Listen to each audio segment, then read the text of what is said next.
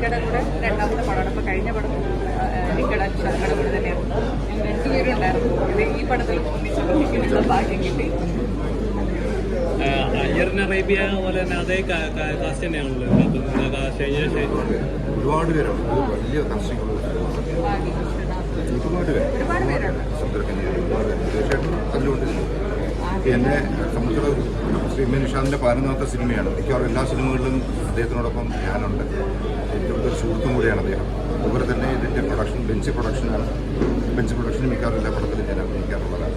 അപ്പോൾ എന്നെ സംബന്ധിച്ചിടത്തോളം വളരെ സ്പെഷ്യലായിട്ടൊരു സിനിമയാണ്. കാരണം ഡയറക്ടറും പ്രൊഡ്യൂസറും എല്ലാം വളരെ വേണ്ടപ്പെട്ടവരുടെ ഒരു സിനിമയിൽ നല്ലൊരു വേഷമാണ് അഡ്വക്കേറ്റ് വിനേശൻ്റെ എന്ന കഥാപാത്രമാണ് ചെയ്തത്. അന്വേഷണത്തിൽ തുടക്കം തുടങ്ങുകയായി. പേര് കേൾക്കുമ്പോൾ തന്നെ അറിയാം പക്ക ഒരു ത്രില്ലർ ഫീലിംഗ്.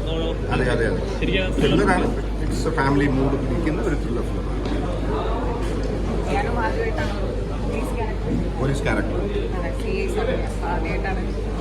ഇപ്പൊ ചിരിച്ച് കാണുന്ന ആള് മാറും. ഇപ്പൊ മാറും. ആക്ഷൻ റോള് പ്രതീക്ഷിക്കാം അല്ലേ?